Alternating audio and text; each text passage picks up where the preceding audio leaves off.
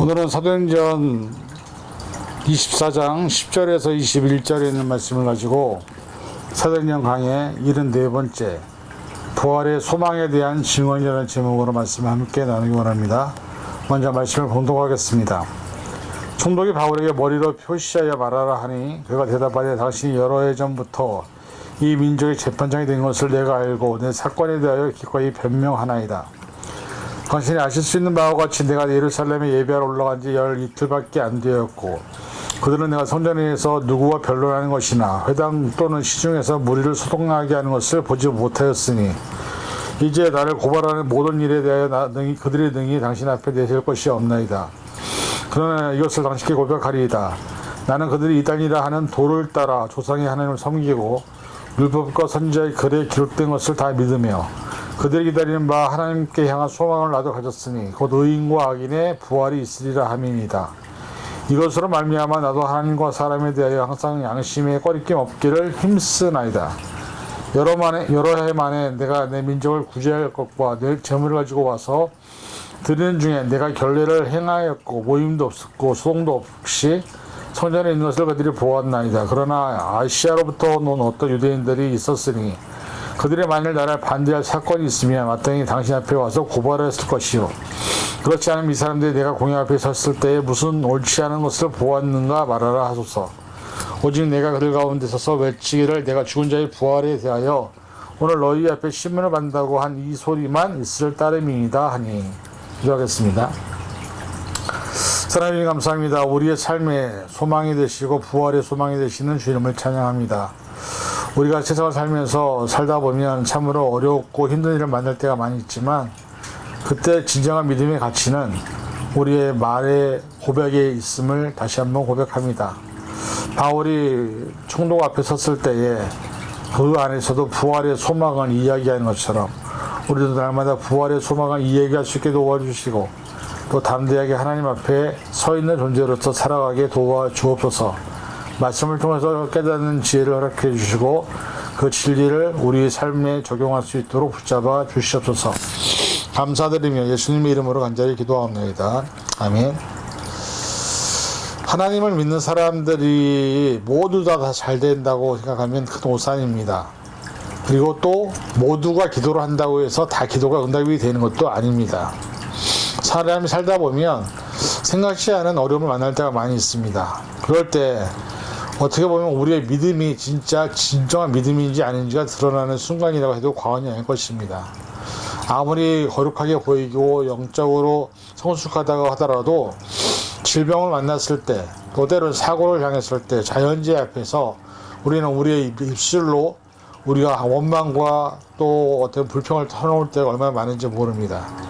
특히 일이 내 마음대로 안 될 때, 사방에 막힌 것 같고 절망적일 때, 그럴 때 어떻게 보면 우리의 믿음이 바닥이 드러나는 것을 보게 되는 것이죠. 그래서 오늘 바울을 보면서 우리가 어떤 어려움 앞에 있을 때 우리 입술로 무엇을 말해야 되는지를 바울은 우리에게 말씀하고 있습니다.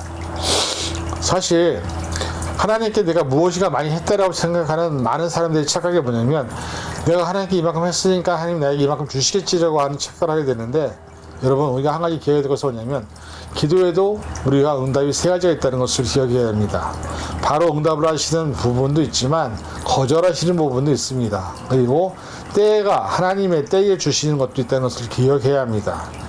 사실 우리가 출애굽한 이스라엘 백성들을 바라보면 그들이 10가지 재앙을 통해서 하나님이 얼마나 위대하신 분지를 깨달았습니다. 그리고 광야에서 그들이 하나님의 놀라운 것들을 날마다 경험했습니다. 그럼에도 불구하고 그들은 목이 마를 때, 배가 고플 때, 고기가 먹고 싶을 때, 또 그 수많은 순간들에서 하나님을 원망하고 불평했습니다. 그리고 그들 했단 말이 뭐냐면 우리를 광야에서 죽게 하기 위해서 이렇게 데리고 나왔느냐, 차라리 이집트에서 노예생활 하는 것이 더 나았다라는 말들을 수없이 뱉었습니다. 그런데 여러분 그거 아십니까? 그렇게 말했던 사람들이 그 말대로 되었다는 것. 그 말을 들으신 하나님께서 이스라엘 백성들이 광야에서 1세대가 다 죽고 광야 태생들과 여호수아 갈렙만 가나안 약속한 가나안 땅에 들었다는 사실은 우리에게 매우 큰 충격을 주는 사건입니다. 그래서 우리 입술을 조심해야 합니다. 말을 조심해야 합니다. 왜? 내가 하는 말을 하나님이 다 들으시기 때문이죠. 그래서 하나님이 우리에게 입을 크게 벌려라 하신 말도 있고, 우리의 말대로 된다는 말이 있는 것처럼, 내가 정말 죽겠다 하면 죽는 것처럼 많이 보았습니다. 많은 분들이. 근데 여러분, 믿음 생활 한다고 해서 암에 안 걸리는 거 아닙니다. 내가 신앙생활 열심히 한다고 해서 내가 교통사고를 안 당하는 게 아닙니다. 사람은 살다 보면 수많은 자연재해 앞에 놓여져 있고, 많은 상황들, 환경들 앞에서 그 앞에서 무너질 수밖에 없는 상황들을 맞이하게 된다는 것이죠. 그런데 그런 상황들이 그냥 평안할 때는 하나님도 찬양하고 말씀도 보고 기도도 하지만, 정말 어려운 일을 당했을 때 말씀도 안 보고 찬양도 안 보고 안 하고 예배도 안 드리고 심지어 믿음을 떠나는 사람들을 저는 수없이 많이 보았습니다. 그게 왜 그럴까요? 그들의 믿음이 증가가 그 어려울 때 나타나기 때문인 것입니다. 그러니까 평범할 때, 아주 잘 될 때, 뭔가 잘 풀릴 때 나타나는 것은 아무런 의미가 없다는 것입니다. 그것이 진짜 신앙이 아니라는 것을 오늘 바울을 통해서 깨닫게 되는 것이죠. 오늘 본문에서처럼 우리가 바울을 통해서 두 가지 교훈을 받기 원하는데, 그 두 가지 교훈을 통해서 우리가 어떻게 살아야 되는지, 어떤 말을 해야 되는지를 한번 생각해 보시고, 우리의 삶에서 하나님의 능력과 하나님의 은혜를 다시 한번 경험하는 시간이 되기를 간절히 부탁드립니다. 첫 번째 10절부터 13절에 보면 바울이 고발한 자들의 거짓말을 지적하고 있습니다. 그들이 고용한 웅변과 더들로는 의리의 요구에 따라서 홍덕 법정에서 바울에 대한 사형선고를 이겨내기 위해서 노력했던 게 뭐냐면, 로마의 정치 세력으로 몰아넣었습니다. 여러 가지 많은 것들을 통해서 바울이 로마 제국의 법을 어기고 가는 곳마다 폭동과 반란과 심지어는 무장봉기까지 해야 하는 정치범인 것처럼 그를 고발했습니다. 근데 거기에 대해서 바울이 이렇게 오늘 변론을 하죠. 10절에 총독이 바울에게 머리로 표시해 말하라 하니, 그가 대답하되 당신이 여러 해 전부터 이 민족이 재판장에 있는 것을 내가 알고 이 사건에 대하여 기꺼이 변명하나이다 하면서, 사실은 이 총독 벨리스가 오래전부터 이 자리에 있었다는 것을 바울이 먼저 인정을 합니다. 사실 이 총독이 6년 전부터 이 자리에 있었습니다. 근데 어쨌든 간에 중요한 것은 뭐냐면, 이 벨리스라는 사람은 뇌물을 받고 자기가 원하는 대로 판결을 내리는 악독한 사람이었던 것을 알면서도 바울은 그런 벨리스에게 정의롭게 바른 판결을 내려주기를 갈망하고 있다는 것입니다. 그래서 11절에 당신이 아실 수 있는 바와 같이 내가 예루살렘에 예배하러 올라간 지 열 이틀밖에 안 되었다고 얘기를 하죠. 사실 이거 사실입니다. 바울이 벨리스 총독의 법정에 선 날은 그가 3차 전쟁을 마무리하고 예루살렘 도착한 지 딱 12일 만이었습니다. 예루살렘 도착한 바울은 초대교회 지도자인 야고보를 만났고, 그 다음날 야고보와 리더들의 권면에 따라서 예루살렘에서 유대인의 결례를 시작해야 7일째 되는 날에 마쳤습니다. 그날 마치고 나오다가 예루살렘의 유대인들이 바울을 성전에서 보고 이방인을 성전에 데려왔다고 하며 실제가 아닌 이야기를 하면서 바울을 잡아 죽이려고 했습니다. 그 당시 상황을 모르는 천부장 루시아가 바울을 잡아서 로마군 안토니아 요새 감옥에 가두었습니다. 그리고 채찍질을 하려고 했는데 바울이 시민권자라고 해서 알게 됐고, 천부장은 두려워하면서 8일째 되는 날 바울을 살해해드리는 공의에 세웠습니다. 9일째 되는 날에는 바울에 대한 유대인의 암살 음모를 바울의 조카로부터 듣게 되고, 그날 밤 즉시 바울을 예루살렘에서부터 북서쪽 65마일 떨어진 이곳 가이사라 총독 벨리스에게 보내게 됩니다.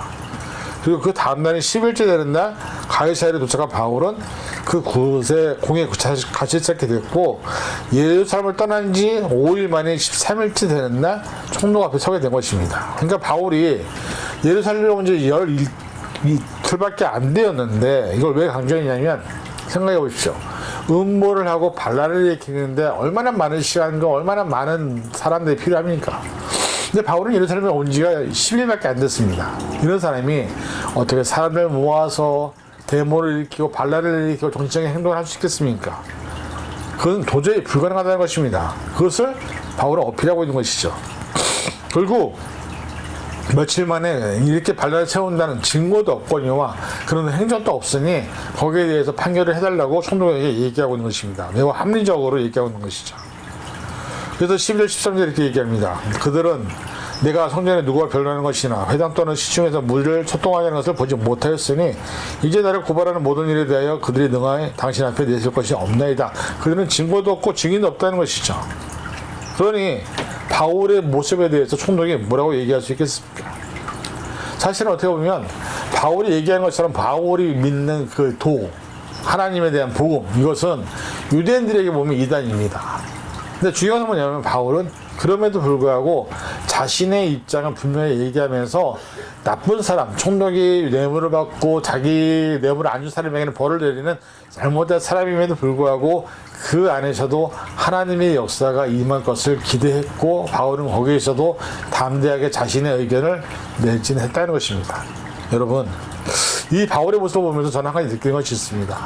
아, 사람이 어떻게 보면 자기가 위험을 처할 때 사람은 대부분 그것을 핑계로 마무리 지으려고 합니다. 이건 내 책임이 아니라고. 그래서 사람이 나이가 들어가면 들어갈수록 자기만에 대한 책임을 져야 되는데 책임을 안 지려고 합니다. 이렇게 됐기 때문에, 이 상황 때문에, 이 환경 때문에 이렇게밖에 될 수 없었어라고 얘기를 하죠. 근데 바울은 그렇지 않았습니다. 담대하게 총독 앞에서 내가 여기까지 온 것에 대한 사실을 말하고 그것에 대해서 너가 그것을 판단해라 라고 얘기하고 있는 것입니다. 이 담대함이 어디서 나왔을까? 바울은 하나님이 자신과 함께하는 것을 알았기 때문에 이렇게 담대할 수 있었다는 것이죠. 오늘날 우리가 세상을 살아가면서 바울과 같이 담대한 모습으로 한 걸음 한 걸음 살아간다는 것이 그렇게 많지 않습니다. 많은 사람들이 사람에게 또 환경에게 상황에게 의지하게 되어 있고 그럴 때마다 하나님은 그들 삶 속에서 하나님의 능력을, 하나님의 사랑을 다시 한번 느끼지 못하고 세상적으로 흘러간다는 것을 보게 되는 것이죠. 근데 바울은 달랐습니다. 자신에게 처한 상황 직시했습니다. 그리고 담대하라 내가 너와 함께하리라는 이 말씀을 붙들고 바울은 하나님이 자기와 함께 있음을 믿고 담대하게 총독 벨리스 앞에서. 근데 한 가지 더 중요한 것이 뭔지 아십니까? 우리가 볼 때는 총독이 대단한 사람이죠. 근데 바울은 알았습니다. 그 총독 뒤에 있는 하나님이 더 대단하다. 여러분, 우리가 세상을 살다 보면 해가 뜨게 되면요 따뜻하고 햇빛을 쬐니까 되게 좋을 때가 있습니다. 근데 어떤 날은 구름이 잔뜩 가려서 하루 종일 해가 안 보일 때가 있습니다. 근데 한번 여러분 생각해 보십시오. 구름이 가득 끼어서 해가 안 보인다고 해서 해가 안 떴을까요? 해는 떴습니다. 이제 해를 가리는 구름이 있다는 것 뿐이죠. 마찬가지로 바울에게는 뭐가 있었냐? 총독이든 황제든 간에 상관이 없었습니다. 왜? 내가 나를 믿는 하나님이 그들보다 더 높은 곳에 계시니까. 그리고 그분이 나의 아버지시니까. 그런 믿음이 있을 때 우리는 어떤 상황이나 환경에서도 담대하게 내가 할 말을 해야 할 수 있다는 것입니다.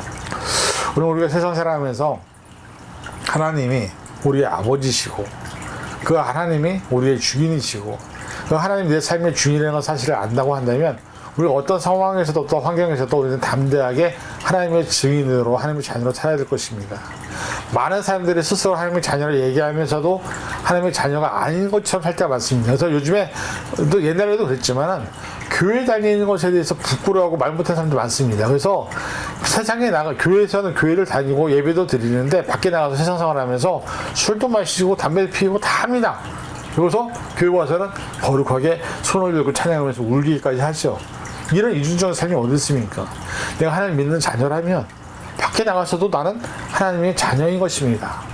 그들이 나를 따르게 보고 잘못되게 본다 할지라도 나는 하나님의 자녀인 것입니다. 그래서 오히려 그들을 품고 그들에게 내가 하나님의 자녀인 것을 증명해야 되는데 많은 사람들이 하나님 믿는다고 하면 이상한 눈으로 바라볼까봐 또 하나님을 믿는다고 하면 잘못된 성경을 바라볼까봐 어떻게 보면 우리 스스로가 내 스스로를 가리고 사는 것은 아닌지. 요즘에는 한국에는 그렇게 많았습니다. 차 뒤에 이게 물고기 모양을 붙여 다닙니다. 근데 그게 뭐냐면 내가 예수 믿는 사람이라는 증거죠. 근데 간혹 가다가 그 물고기를 붙이고도 어떻게 보면 이렇게 교통위반을 잘하는지.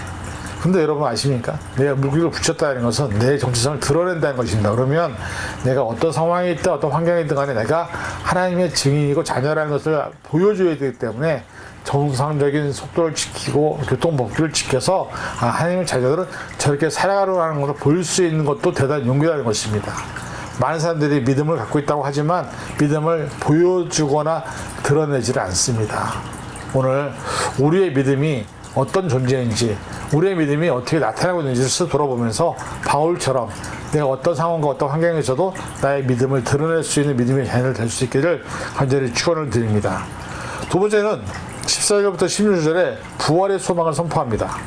14절 15절에 보니까는 그러나 이것을 당신께 고백하리이다. 나는 그들이 이단이라고 하는 도를 따라 조상의 하나님을 섬기고 율법과 선지자의 글을 기록된 것을 다 믿으며 그들이 기다리는 바 하나님께 향한 소망을 나도 가졌으니 곧 의인과 악인의 부활이 있으리라 함이니이다 라고 고백합니다. 그러면서 하나님께 대한 소망인데 거기에 대한 소망이 뭐냐? 의인과 악인에 대한 부활이 있다는 것을 난 믿는다고 고백하고 있습니다. 바울은 유대인들 입장에서 보면 이단인 건 맞습니다. 근데 바울은 뭘 알았냐면 예수가 나를 위해 죽었다. 그리고 예수님이 부활하셨기 때문에 나도 부활의 소망이 있다는 것을 믿고 있습니다. 이것이 바로 우리 믿는 자들의 고백이 아닐까요? 근데 중요한 건 뭐냐면 오늘 우리가 세상을 살아가면서 이렇게 우리가 믿음에 대한 소망을 얘기할 수 있을 때 가장 중요한 것은 뭐냐면 여기 보면 의인과 악인의 부활이 있으리라. 요한복음 5장 28절과 29절을 세 번역 성경에 이렇게 나와 있습니다. 이 말에 놀라지 말아라. 무덤 속에 있는 사람들이 다 그의 음성을 들을 때가 온다. 선한 일을 한 사람들은 부활하여 생명을 얻고 악한 일을 한 사람들은 부활하여 심판을 받는다. 부활이 우리의 죽음으로 끝나는 것이 아니라는 것입니다. 우리 죽음 뒤에 부활이 있다는 것입니다. 그래서 많은 사람들이 이렇게 얘기하죠. 부활, 죽음에 대해서 어떻게 정의하느냐? 많은 사람들이 대부분 세 가지로 나눕니다. 뭐냐면 첫 번째는 윤회설. 그래서 내가 죽으면 다른 생명체에 태어난다? 아니면 다른 사람이 태어난다는 윤회설이 있습니다. 그렇게 믿는 사람들이 있다는 거죠. 두 번째는 죽으면 끝이지. 뭐가 있어. 그러면서 스스로 자기의 삶을 결정짓는 사람들이 있다는 것이죠. 죽으면 아무것도 없어. 끝이야. 그리고 또 하나는 뭐냐면 성경에서 말하는 죽으면 그 후에 천국과 지옥이 있다는 거. 근데 여러분 이 세 가지 입장이 각자의 선택에 따라 믿게 된다는 것이죠. 내가 어떤 것을 믿느냐에 따라서 내 삶이 달라지고 삶의 결과가 달라진다는 것입니다. 그런데 여러분 죽음에 대해서 정확히 아는 사람은 아무도 없다는 것입니다. 그리고 죽음에 대한 이야기를 정확하게 이야기하는 것은 성경밖에 없습니다. 성경은 우리가 죽으면 하나님의 심판대 앞에 서게 된다는 것, 그리고 거기서 하나님의 심판을 받고 영생을 가든 영벌에 들어가든 둘 중에 한 군데를 간다는 것을 성경은 말하고 있습니다. 지금 우리가 많은 사람들이 장수를 하게 되고 100세 시대, 120세들을 얘기합니다. 그래서 많은 사람들이 관심 있는 게 뭐냐면 노후 이후의 세계. 은퇴를 한 이후에 내가 살아야 되는데 그 살아가는 삶에는 사람이기 때문에 돈이 필요합니다. 그러니까 그 돈을 어떻게 마련하느냐, 얼마가 들어가느냐가 중요하죠. 그래서 어떻게 살 것이냐, 내가 돈 없이 어떻게 살 것이냐가 가장 중요한 이슈 중에 하나로 할 수 있습니다. 그런데 여러분 그것도 중요하지만 그보다 더 중요한 게 뭔지 아십니까? 성경 말씀대로라면 저와 여러분은 죽음 이후에 하나님의 앞에 서게 되어 있습니다. 그리고 영원한 생명, 영원한 형벌에 둘 중에 한 군데에 들어간다는 것이죠. 이걸 안 믿어도 상관없습니다. 다만 저는 그걸 믿습니다. 여러분도 믿을 줄 믿습니다. 왜? 성경에 있는 말씀, 이거 진리니까. 이걸 믿는다면 우리 뭘 해야 되느냐? 노후 준비를 하는 것보다 더 많은 하나님의 심판 앞에 서는 준비를 해야 한다는 것입니다. 하나님의 심판 앞에 섰을 때 저는 한번 스스로 상상을 해봅니다. 하나님 나에게 뭘 물어보실까? 제가 하나님의 심판 앞에 섰습니다. 근데 하나님이 효철아, 넌 세상에서 뭐 하다 왔냐? 그럼 제가 전도를 많이 한 것도 아니고 교회 사역을 성공한 것도 아니고 복음을 잘 외친 것도 아니고 글쎄요? 라고 얘기하시지 않으니까 그게 제일 두렵습니다. 여러분은 어떻습니까? 하나님 심판 앞에 섰을 때 하나님이 여러분에게 너는 세상에서 무엇을 하다 왔느냐고 물어보신다면 여러분은 거기에 대해서 어떤 대답을 하시겠습니까? 우리가 현재 추구하고 가장 귀하게 생각하는 것, 가장 중요하게 생각하는 것이 하나님께서 원하지 않는 것이라고 한다면 하나님께서 원하는 건 단 것이 아닙니다. 네가 하나님의 자녀이니 너는 하나님의 자녀답게 살아라. 네가 그리스도의 복음을 받았으니 그리스도의 제자로 살아라. 네가 하나님의 사랑을 받았으니 사랑을 나눠 주어라. 너가 구원받았으니 많은 영혼을 구원하라. 이겁니다. 근데 그렇게 안 살았으면 우리가 세상에서 아무리 잘 살았다 할지라도 부자와 나사로 이야기를 통해서 우리가 무엇을 배웁니까? 부자는 세상에 떵떵으로 살았습니다. 나사로는 문 앞에 찌끄러기만 받아먹는 거지였습니다. 그런데 나사로가 죽으니까 나사로는 아브라함의 품에 안겼습니다. 부자는 지옥에 갔습니다. 그리고 부자가 하는 건 뭐냐면 나사렛의 손끝에 물 한 방울만 찍어서 내 혈척수 달라고. 그리고 나에게 기회를 달라고. 나에게 기회를 주면 내가 세상에 내려가서 나의 형제들에게, 나의 후손들에게 내 삶의 죽음 이후에는 이런 문제가 있으니 분명히 이렇게 살지 말라고 하고 싶다라고 부탁하는 모습을 우리는 알고 있습니다. 그럼 우리는 성경에 봐서 이미 알고 있습니다. 여러분, 우리의 삶에 가장 중요한 것이 무엇입니까? 지금 현재 사는 것도 중요하죠. 미래도 중요하죠. 그러나 그보다 더 중요한 것이 뭐냐면 내가 죽음 이후에 하나님 앞에 섰을 때 우리는 영원한 생명을 얻을 것인지 영원한 형벌에 이를 것인지가 더 중요하다는 것입니다. 왜? 거기는 영원하기 때문에. 그 영원의 한 번의 결정이 우리의 남은 영혼을 끝까지 가게 되는 것이기 때문에. 오늘 우리가 예수 그리스도를 믿는 것을 우리가 구원받았다 얘기하는 것입니다. 근데 예수 믿고 천당가는 그 정도의 문제가 아닙니다. 사실은